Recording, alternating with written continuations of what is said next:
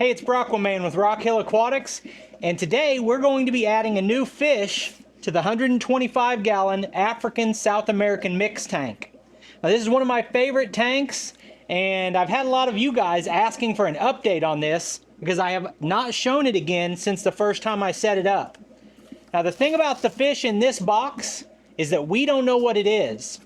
The pet store I got this from is usually pretty darn good about knowing all the species and everything they carry, but they took this fish on trade, and he's kind of crazy looking, and he's going to be one of the biggest fish in here, but I have no idea what he is.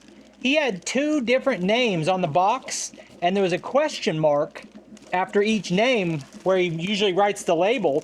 And I said, what is this? And he says, we don't know. He's had a couple of other people look at it, and it said eye biter question mark, sand eater question mark. And I have one of those eye biters. I can't remember the scientific name of it, already in here. That right there is the eye biter. And then I've got another one that we can't identify here.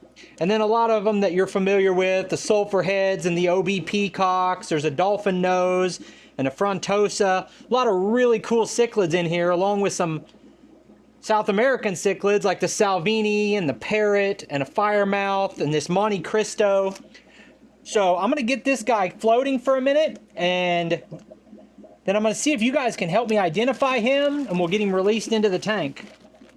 Okay, he's got an elongated, kind of aggressive shape, and the shape of his mouth is different than most of the other Africans. That's why the eye biter thing might fit. While he's temperature acclimating, let's take a look at some of the other fish in here. So I really like this guy, and it's not a dolphin nose, but he's got a little bit of that shape to him. So there's the frontosa. That's a Monte Cristo, that's a South American. This is a Pundulinerii. There's the polar blue parrot. There's the traditional blood parrot. This guy right here has a little bit of that same kind of shape to him, but I've never gotten a name on that exact type of fish there.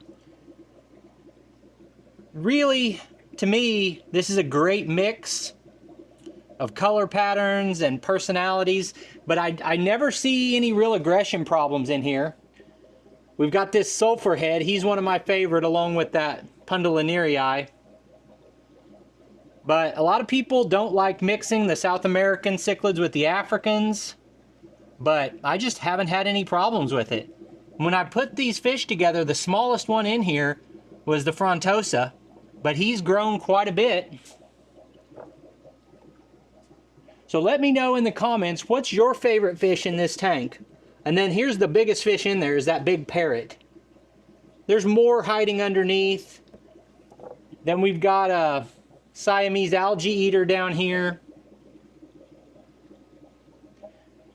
That Salvini is a chameleon. It's a different color every time I see it. I wish I had the memory for all of these cichlid names, and if I went back and watched the videos where they were introduced, I'd find most of them out. But there is the actual eye biter.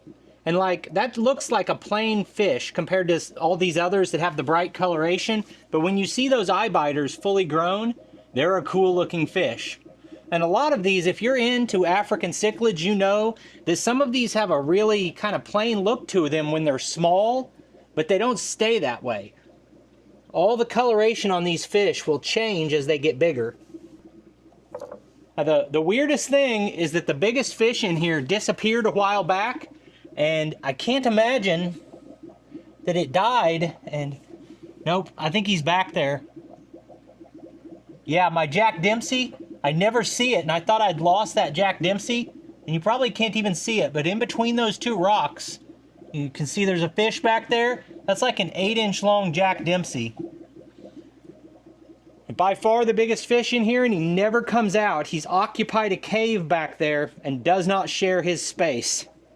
Over here on the wall, we've got a nice yellow Plecostomus. This is the one that I've never gotten an ID on, so I don't know what that one is. All of these others were hand-picked by me and my favorite fish store owner. like this guy. I can't remember what he is, but I know that he looks a lot different when he gets bigger, but I don't remember the identification on a lot of these. Anyway, I've always been into bigger aggressive fish, and I've been into South American cichlids for 20 years, but African cichlids are kind of new to me. And actually, when it's all said and done, this guy right here will probably be the biggest fish in here, that Monte Cristo. I think they can get 10 or 11 inches. All right, this guy's been floating for a while. Let's get him in there. And if anyone can help me with an ID on it, that would be awesome. One of the aquariums behind me, the Natural Discus Aquarium, is this 110-gallon acrylic. And people have been asking over and over again for an update on that. That will be the next video I do. And I just put in a very expensive fish in there with the discus today. I'm excited to show it to you, but not in this video. So let's get this guy in. Okay, so he might be a little bigger than some of the fish in here, but he's not quite the biggest. He's in a good size range. You know, and it's another African cichlid that's not an Mbuna. So generally, my experience is we don't have too much aggression with these types of fish. I love the bright colors, but these brown and grays like that can be really nice too, especially when they have unique shapes to them. Now, I normally only feed this tank once a day or sometimes every other day, but usually once a day. But I think we'll go ahead and feed them again just because you guys are watching.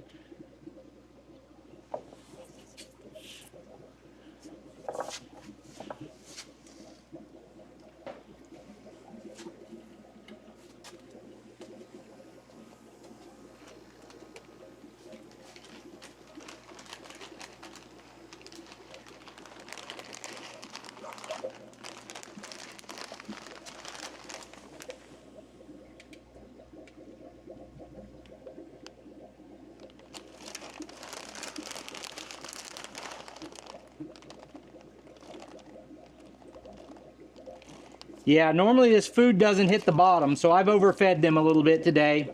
I don't make a habit of that, but they'll finish it all off. And I was definitely wrong when I said that Monte Cristo would be the biggest fish in there. The frontosas get huge. I almost forgot about that. And then I've got a couple of these unidentified fish that I have no idea what they are. As a matter of fact, that guy that I added looks very similar to this guy. This is one of the first African cichlids I got for this aquarium, and they look very similar to each other. And if I realized they were that similar, I may not have got him. Sometimes when you have two fish that look alike, it can cause an aggression problem.